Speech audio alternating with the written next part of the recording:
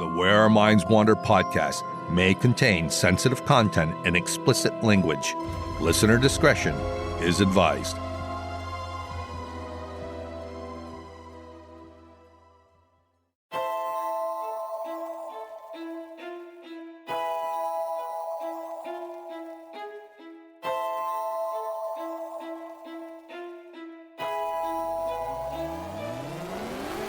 Greetings, fellow wanderers, to the places our minds wander.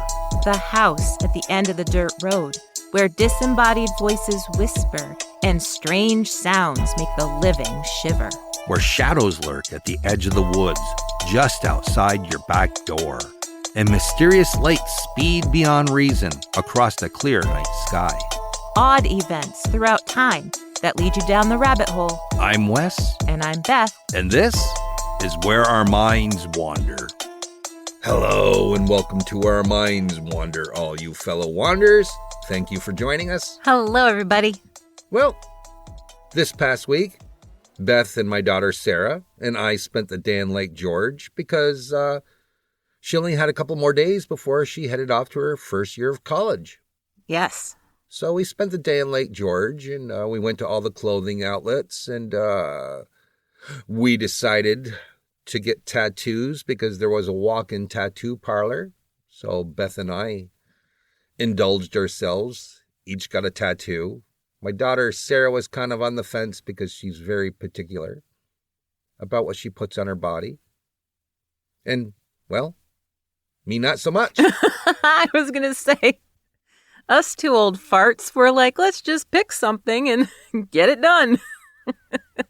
I got flowers, which is not like me because all the rest of my tattoos are kind of ghostly-ish. But I figured, get a few flowers. And you got a Bigfoot. Yeah, I did. I got a Bigfoot on my chest. And then on the drive home, you said, I got a Bigfoot on my chest. It's a spur-of-the-moment thing. Yeah, it was fun. And we went to the House of Frankenstein. Oh, my God. That was cool. Yeah, we had a blast there. I'd never been there before. Yeah, I went when I was little. I think I mentioned it before. And the cool thing is, they added some new things. At the end of it was a Doctor Who exhibit. Yes, the inside of the TARDIS. It was pretty cool. Yeah, you could touch all the buttons. And I did. I was playing with the knobs and the sliders. And it was fun. Yeah, it was a good time. And we hit all the clothing outlets. Mm-hmm. It was a great day. Yeah. And then we hit the ghost tour at Fort William Henry. And our tour guide was pretty good. Yeah. And I'll get into his stories in a little bit. But I'm going first this week. I know. We promised 2 weeks ago. And then last week we broke our promise. And so this week we're following through. Well, we kind of totally forgot about it. We had a lot going on. This is true. We've been packing a lot in this summer, as much as possible. Right.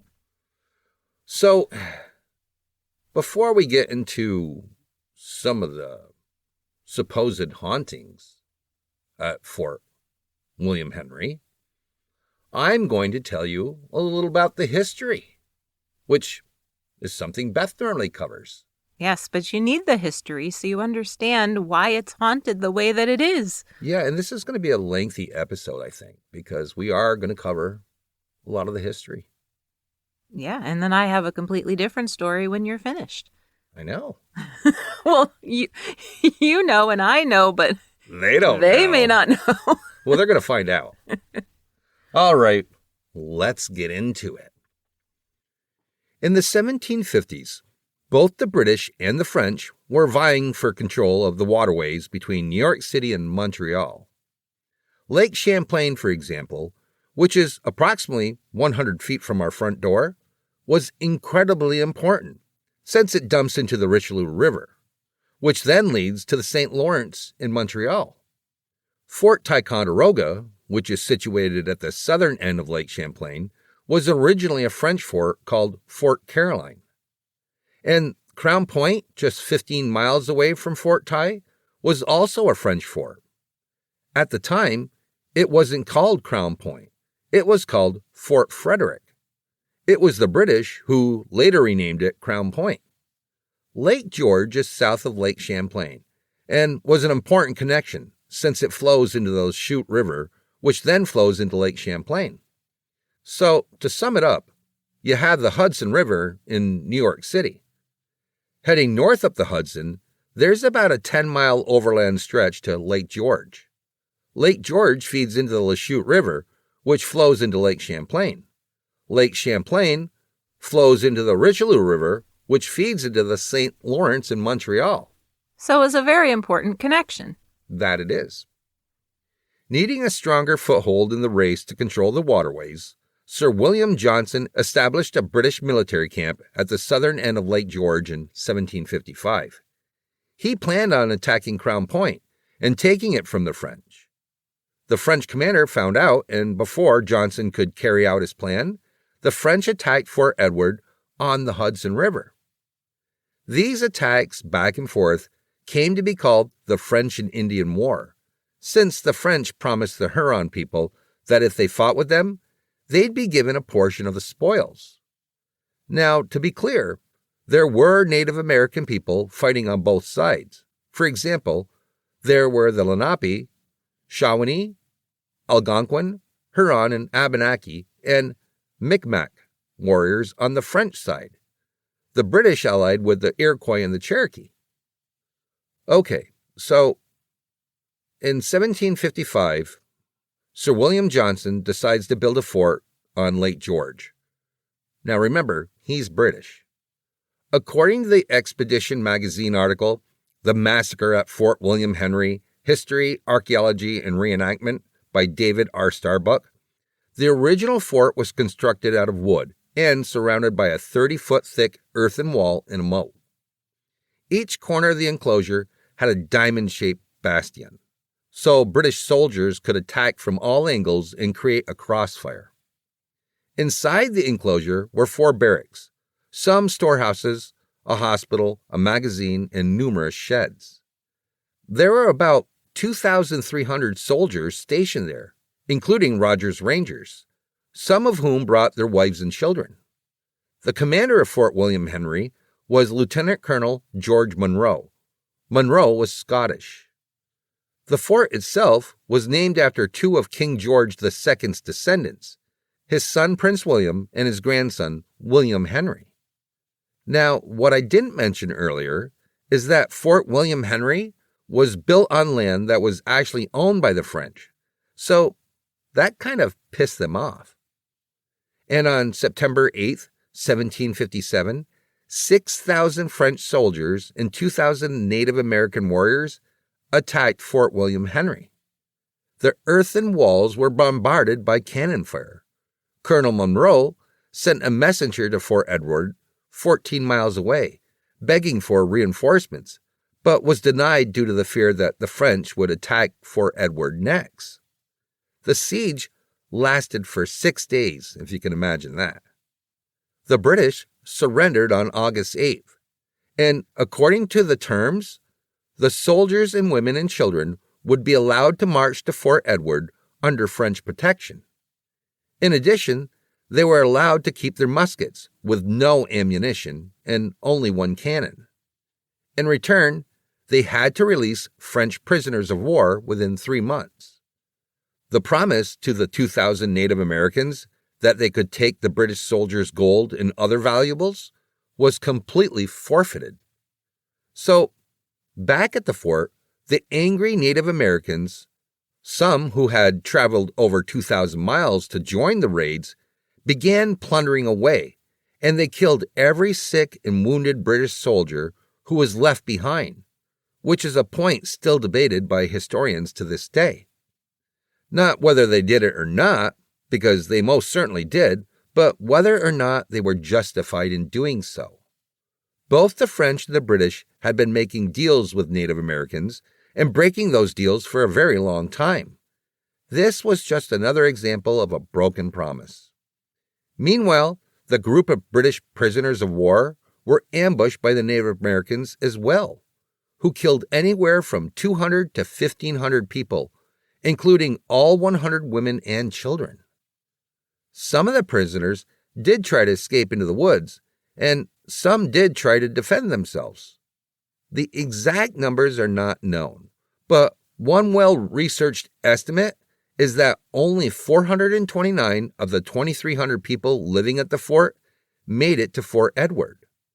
Of the remaining, 97 were killed during the siege itself, and 308 were killed during the march. 929 were taken prisoner and held for ransom, and 536 were considered missing. Of the dead, many were scalped, beheaded, and disemboweled. There is some historical evidence that back at the fort, which was eventually burned to the ground, that the Native Americans also plundered the cemetery, removing blankets and clothing from the dead.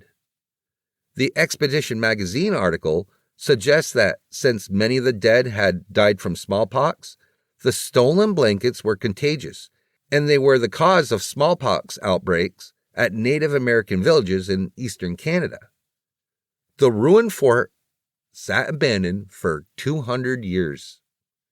And then in the 1950s, it was painstakingly reconstructed from original specifications as a tourist attraction. In 1953, amateur archaeologist Stanley Gifford and a group of college students began excavating the Northwest Bastion. They uncovered cannonballs, mortar bombs, buckshot, axes, pewter spoons, tobacco pipes, and canteens. They also found a piece of human scalp covered in black hair stuck to the side of an unexploded mortar shell. Jeez. Yeah, that's pretty disgusting. Archaeologist and New Hampshire's Plymouth State University professor David Starbuck has studied and excavated the grounds surrounding the fort since the 1990s. According to his article, The Massacre at Fort William Henry, he and his team began excavating the well in 1997. They found a lot of modern artifacts that tourists had dropped down it, including hundreds of pounds of pennies. But they also found a dozen lead musket balls, some French gun flints, many small pieces of cut lead shot, and the corner of a square-sided bottle. He wrote, quote, "Although I had hoped to discover the remains of massacre victims or evidence that the French had polluted the well to prevent the British from reusing it, its contents reflected very ordinary daily activities." End quote. Between 1998 and 2000, Starbuck continued excavating, focusing on the West Barracks.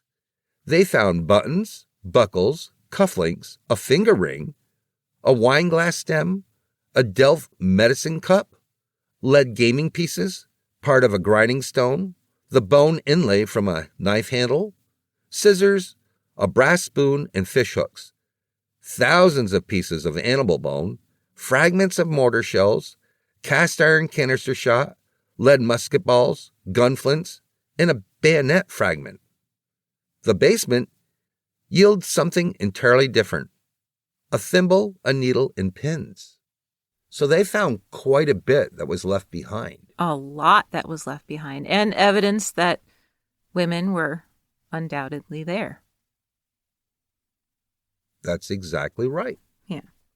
What they haven't found is bodies, since most of them are believed to be buried under the existing parking lot. As of today, as far as I know, no one has been allowed to use ground-penetrating radar in the parking lot. But it has been used in the battleground area outside the actual fort, and the bodies that have been found have been due to disease just as much as battle wounds, which makes sense since the massacre happened on the road between the fort and Fort Edward. So Beth, myself, and my daughter Sarah pretty much knew all this before we headed to Fort William Henry for the ghost tour this past week. Right. We wanted to know the history. Right. So when we got there, everyone met the ghost tour guide inside the souvenir shop. And then we went out through some doors and we started at the center of the fort with a little bit of history from our guide before he directed our attention to a sort of circular patch of grass. Although there's nothing there now, it was once a military crypt. Back in the 1950s, when the construction was first done, they used to bring daytime tours down into the crypt. Allegedly on one tour, a little girl became very, very upset when she went down there. Apparently, she had gone down by herself, and when she came back up, she was completely hysterical, telling her parents that she had come face to face with a faceless man. His eyes had been gouged out, and his skin was mangled. Well, apparently, one of the things some of the Native Americans did was remove a kill's face so they could wear it into battle as a mask. Which was pretty nasty. Yeah. And that's one hell of a way to, scare your opponents. Yeah. Your enemy. Oh, yeah. That'd make you want to turn and run. Oh, yeah. Now, speaking of little girls, there's allegedly a little girl ghost who wanders the fort, playing hide and seek with people, especially one of the tour guides named Richard. Her apparition has been seen peeking out from behind corners and disappearing into the powder magazine. But there is another spirit that appears as a large shadow and will often slam doors on people, as if trying to get them to leave areas that he doesn't believe that they should be in. So, next, we all went down into the powder magazine. These areas are really cramped and dark, and it was difficult to imagine, throughout the entire tour actually, that there was once 2,300 people living there. It just doesn't seem big enough to house that many people. I mean, literally, you'd be packed in there like sardines. Yeah, I would think maybe 300 soldiers at the most would live there comfortably. I know.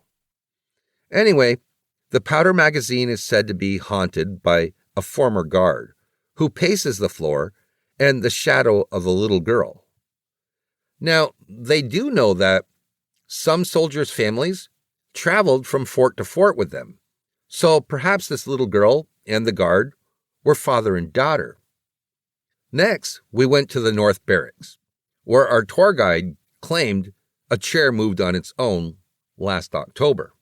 We had no moving chair. No, we didn't have anything. Well, other than the chair that you accidentally walked into and scared a bunch of kids. I know, it was pretty funny, wasn't it? Lastly, we went into the casemate, which he explained was a fancy word for basement. He explained that during the massacre, when the Native Americans plundered the fort, 100 people fled to the casemate to hide. At one end was a stone fireplace, where the apparition of Molly is said to travel in a continuous loop from the fireplace to the table. Orbs are also captured a lot in photos of the casemate. But I'll be honest with you all, due to the light down there, I think it would be very easy to have light refractions in your photos. It's not a good place for photos. I mean, you're going to see these little, what people are going to say are orbs. Right, just because of the way the light is. Right. Plus, there are glassed-in cases that can reflect light in weird ways, which, by the way, the Ghost Hunters TV show pointed out in episode 6, if you've ever seen it. You might remember that. But anyway, at the far end of the casemate, right next to the fireplace, is a mannequin display of 2 soldiers. One is sitting at a table, and the other is standing off to the left. Next to the mannequin is a board with soldiers' names written on it. Apparently, staff used to write the names in chalk, but they'd often come back to find all the names but one erased.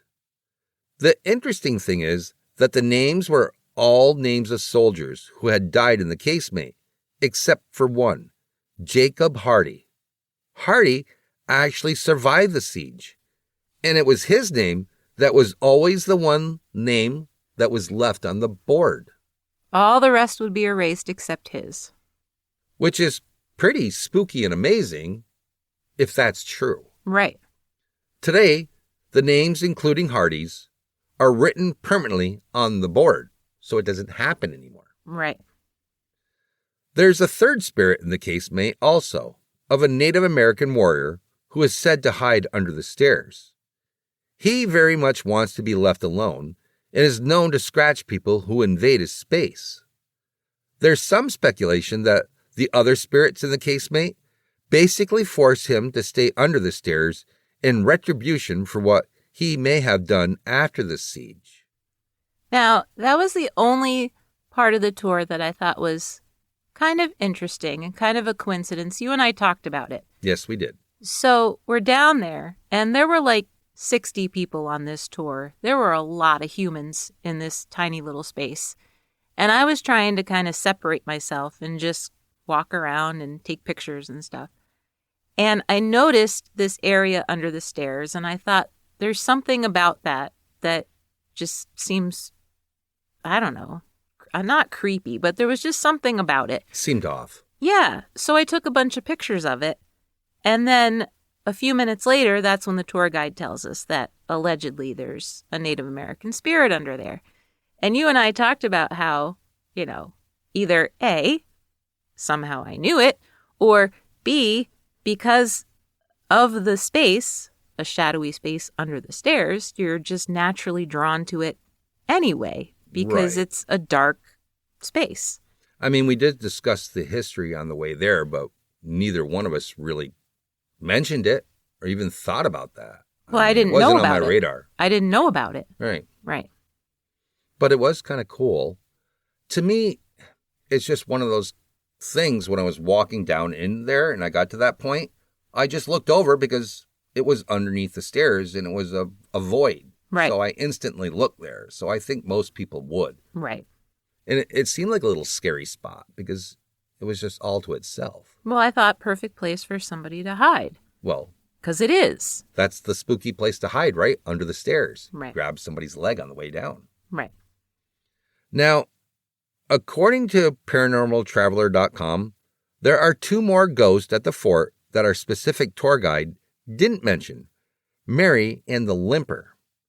Mary is said to be in a hurry and often follows behind guests and staff that are descending the stairs.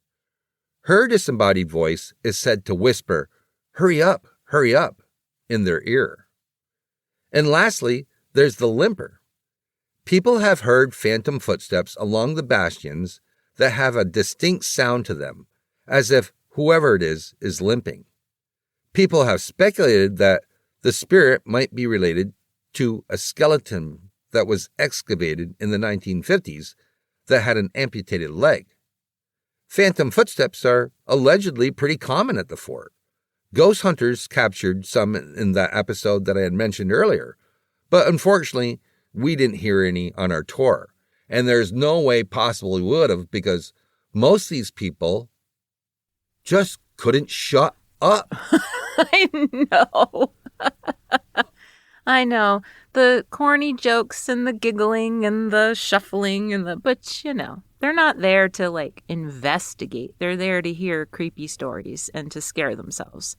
Whereas we were more like, we want to go somewhere quiet and just sit and listen. Yeah. To the silence and see if we hear anything unexplainable. And we were supposed to. Our tour guide let us split it up into 2 groups.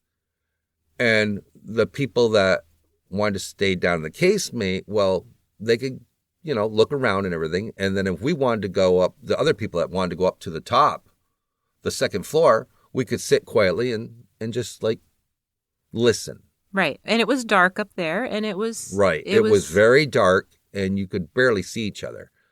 But like we said, the people on the bottom floor were pretty much acting like goofballs.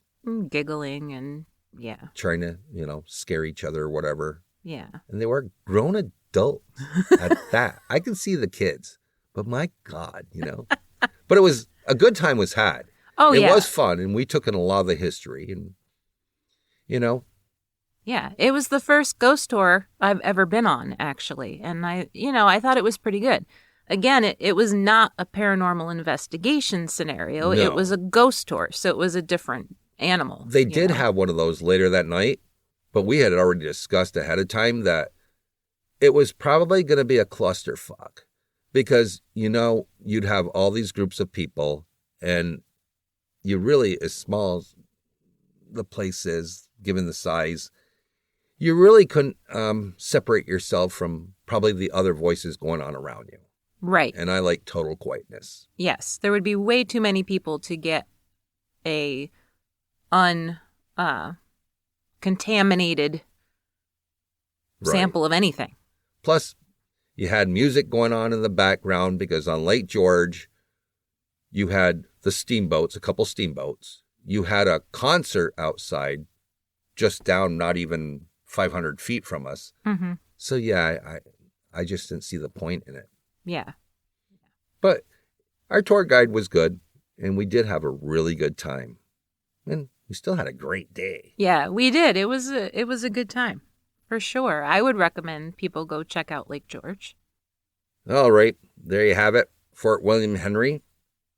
I would advise all of you to go take a trip there because the fort itself is pretty cool.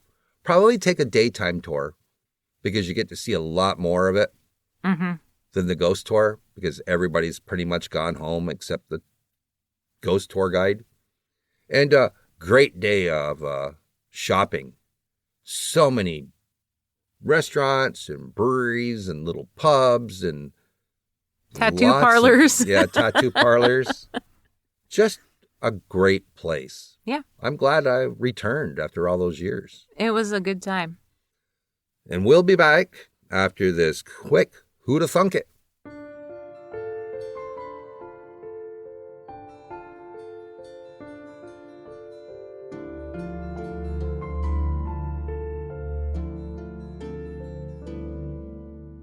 Hey, did you know? In 1862, poet and painter Dante Gabriel Rossetti's wife, Elizabeth, died from a laudanum overdose. Distraught and heartbroken, Rossetti threw a manuscript of poems he had written for her into her coffin. 7 years later, wanting to publish them, but having no copies, Rossetti paid workers to dig up her grave and open her coffin. Her hair had grown around the manuscript and had to be cut to pry it loose.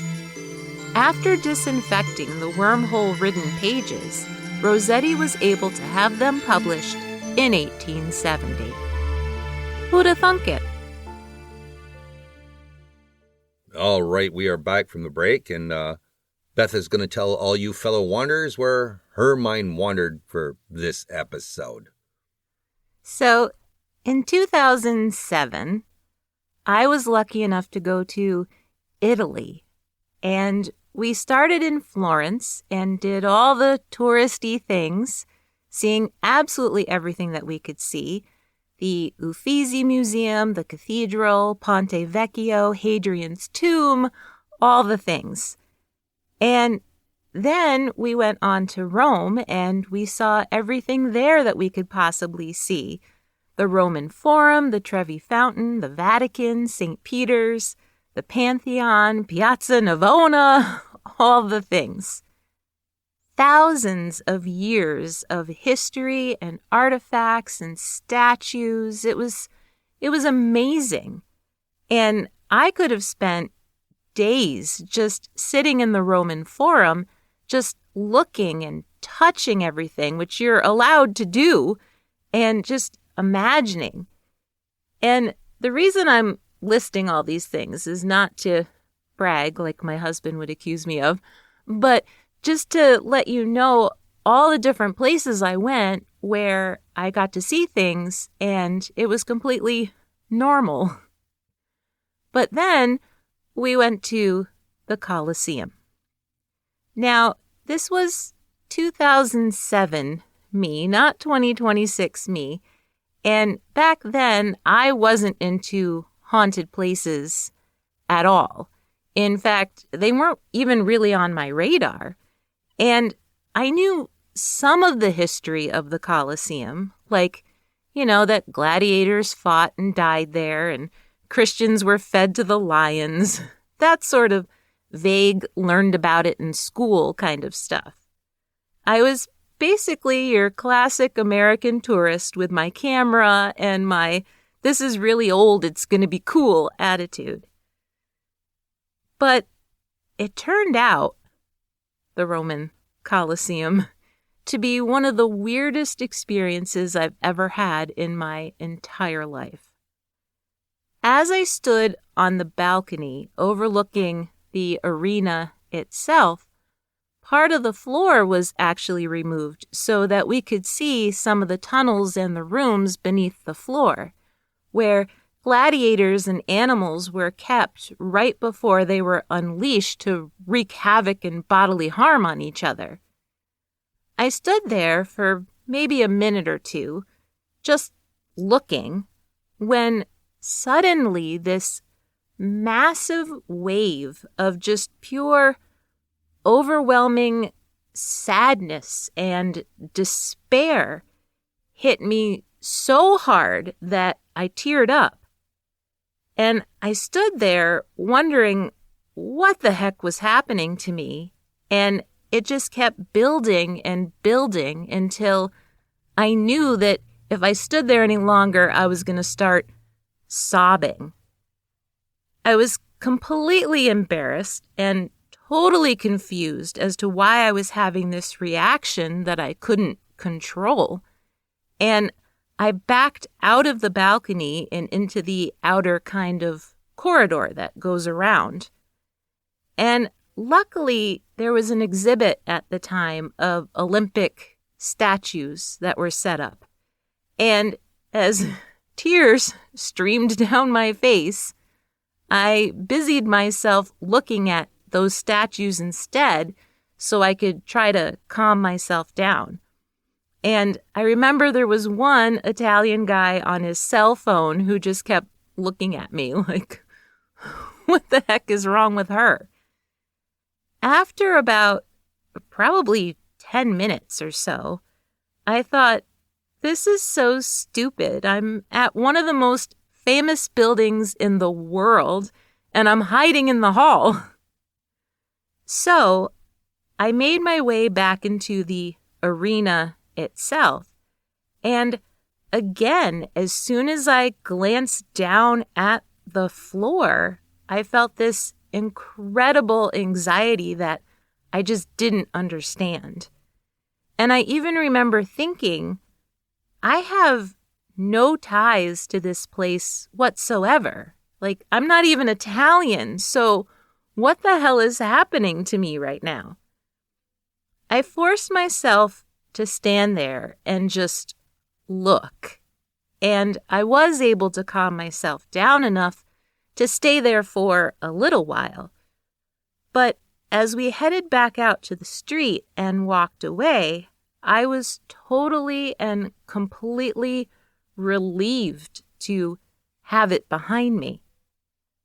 In all the years since, I have never had a reaction like that to any place else. Well, as it turns out, which I didn't even know until I started researching the Colosseum for this episode, people have been reporting being overcome with despair and sadness at the Colosseum for hundreds of years. We come across statements like that all the time when we research haunted places. And I always take them with a grain of salt because you can't prove that somebody felt that way. And it's easy to work yourself up about a place when you know a tragic history ahead of time. But that was not the case with me. I truly had an experience that I was totally unprepared for, and I could not explain. So I thought I would get into the history and the paranormal stuff that people have had happen at the Roman Colosseum. According to GetYourGuide.com, the construction of the Colosseum began in 72 AD. Originally, it was called Flavian's Amphitheater, and then later, after a 35-meter-tall bronze statue of Emperor Nero was installed at the entrance, it became known as the Colossus of Nero. The building could hold 50,000 spectators and was said to be the emperor's gift to the Roman people, offering all kinds of events. It has 80 entrance points, 76 for the general public, and 4 gated entrances at the 4 cardinal points. Important dignitaries would enter through the north and south gates. The east gate was specifically where gladiators would enter the arena, and it was called the Gate of Life, which means the western gate, or Gate of Death, was how murdered gladiators would exit the arena. During its heyday, it actually had a canvas or linen dome on top that could be opened and closed depending on the weather. For each event, 100 sailors from Rome's imperial fleet would be in charge of manning the dome. Archaeologists have even found evidence of indoor latrines and drinking fountains. And it wasn't just used for gladiator fights. Before all of the subfloor tunnels were put in, they used to flood the arena and hold mock sea battles for the public. But, of course, most people, when they think of the Colosseum, think of gladiators. Gladiators were like today's movie star celebrities and biggest sports figures rolled into one. Their sweat was literally put into bottles to be sold to tourists. Most of them were former prisoners of war, enslaved or convicts of various sorts, even the female ones. Although in some cases, even wealthy women who were looking for a thrill could buy their way into the ring. There were thousands of gladiators over the 400 years that the Colosseum was in use. And luckily, due to grave markers, historical documents, and mosaics, we know a little something about a handful of them. For example, on the Colosseum's opening day, Emperor Titus hosted gladiators Priscus and Verus, who fought so evenly and so violently that the crowd demanded that both of them receive the symbolic wooden sword, which granted both of them their freedom. Also fighting on opening day was Carpophorus, the bestiaris. He fought exactly what it sounds like: animals. It was said he fought and killed 20 of them on the first day, including a bear, a lion, a leopard, and a rhinoceros. But I'll come back to that in a bit, about the animals. There was Marcus Attilius, a freeborn citizen who opted for the gladiator life in order to pay off his debts, and Flamma, the Syrian, who by the age of 30 had fought 34 times in the arena and won 21 out of the 34 matches. Flamma was notorious for refusing his freedom the 4 times that it was offered to him. Let it be noted, though, he died at age 30 in the ring. Amazon and Aquila were 2 female gladiators who were born in Turkey and made to fight each other in the arena. They both carried shields and blades. The crowd demanded that they both be given a reprieve before they killed each other.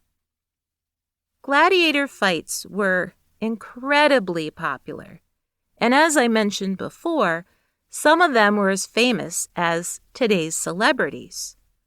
But they were still seen as lesser citizens, and therefore it was pretty scandalous when Emperor Commodus insisted on entering the ring to fight. Except he didn't really fight. every gladiator who faced him knew that they would be put to death if they made any contact with him. So basically, he could hurt them in any way that he wanted, but if they even accidentally struck him, they would die. Historians estimate that about 500,000 people died in the gladiator ring. Animals didn't really stand a chance in the Colosseum. Historians estimate that over 1 million animals were slaughtered throughout the 4 centuries. At the opening ceremonies, which lasted 100 days, a total of 9,000 animals died. During Emperor Trajan's games in 107 AD, 11,000 animals died in the arena over a 123-day period. Initially, it was lions and leopards, but over time, the public wanted to see more exotic animals like giraffes and hippos. Like a giraffe has a chance against an armed gladiator. Yeah, I don't understand that one. The hippo, yeah. Yeah, or a rhino. Right. Yeah. All of the animals were subjected to arrows and spears, and sometimes they were forced to fight each other. Matchups included bears against bulls, for example. Often, the animals would be chained together so they couldn't escape combat, or they would be chained to the floor during their encounters with gladiators, limiting their movement and heightening their cornered response. They were often starved, so they would attack more willingly. You can see why tourists visiting the Colosseum today sometimes claim to hear the faint and disembodied cries of animals. By the 6th century, gladiator fights were no longer very popular, and several earthquakes and lightning strikes had damaged the mostly unused Colosseum to the point where builders freely took stones to build part of St. Peter's Basilica, a few palazzos, and to fortify the Tiber River. Today, the Colosseum sees between 12 and 14 million visitors a year, or roughly 30,000 people a day. When I was there, I hardly remember any other tourists at all. Something else that's kind of weird, although I'm sure there were. But the Colosseum is considered one of the most haunted places in Rome.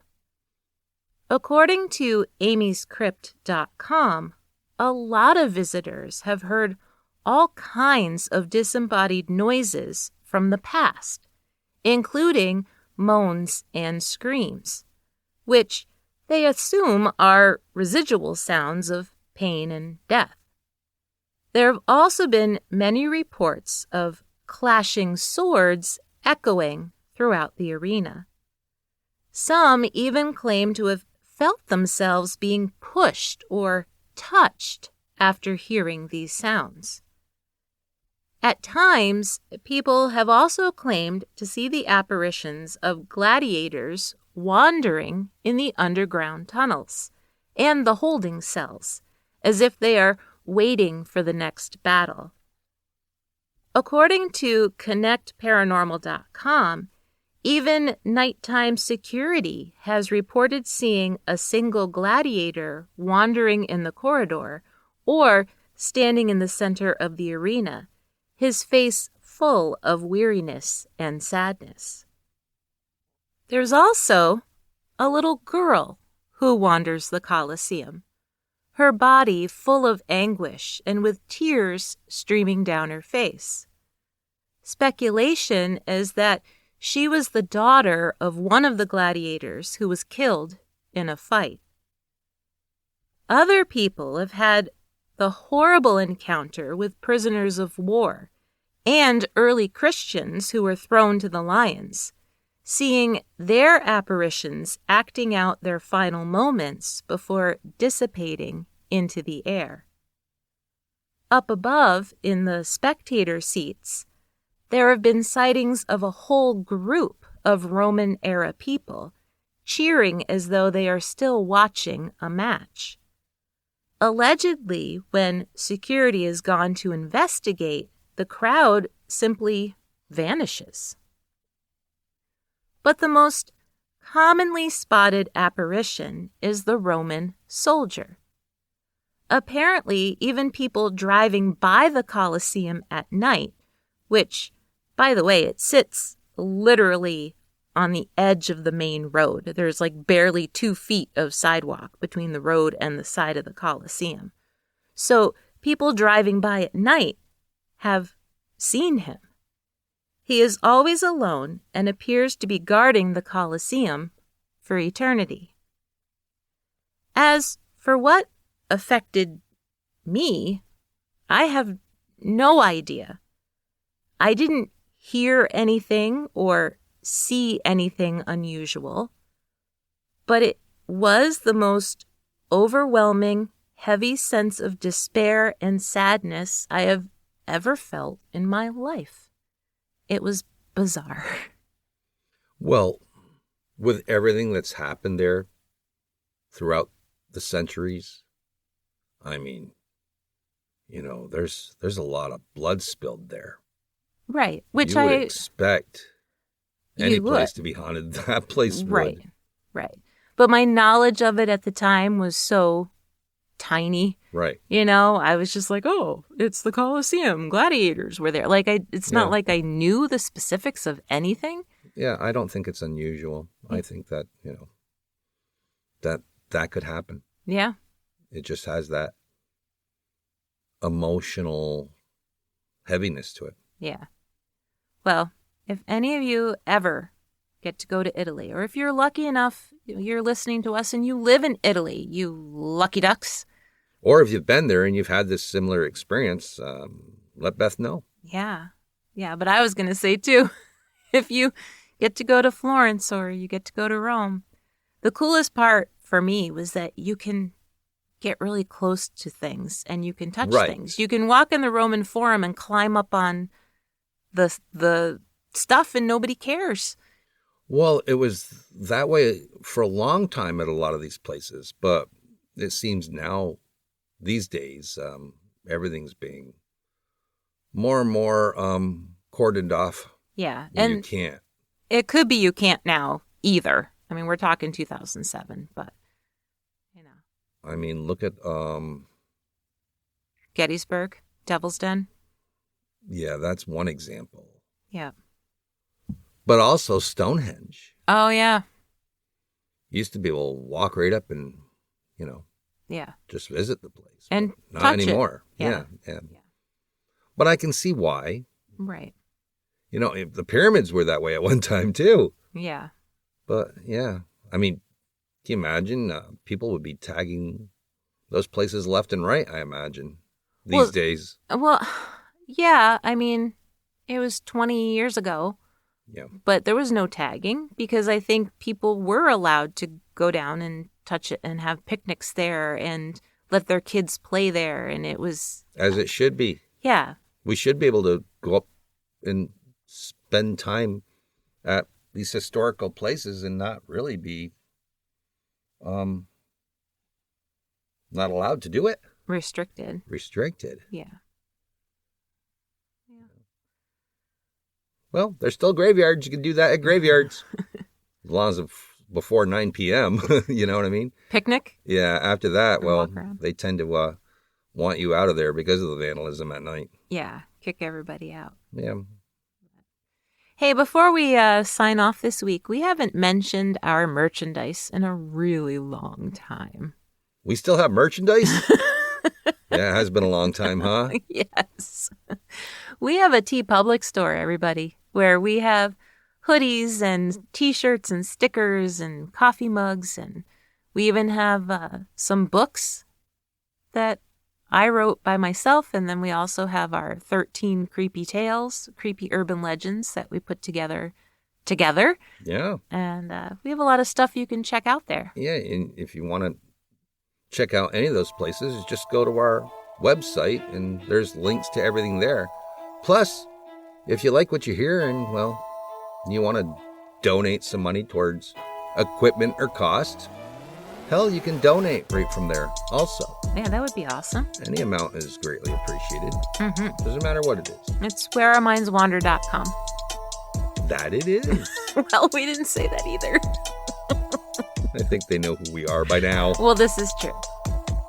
Well, we hope you all enjoyed the episode, and join us again next week for an all-new episode of Where Our Minds Wander. See you soon.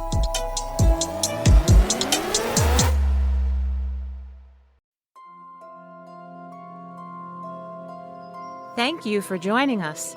We look forward to traveling with you again to the places where our minds wander. If you like what you heard, please take a moment and provide us with a 5-star rating and a comment on your favorite listening platform. It really helps us move up the list and become more visible on the podcast charts so new people can find us. And thank you all for your continued support. See you next week for an all-new episode.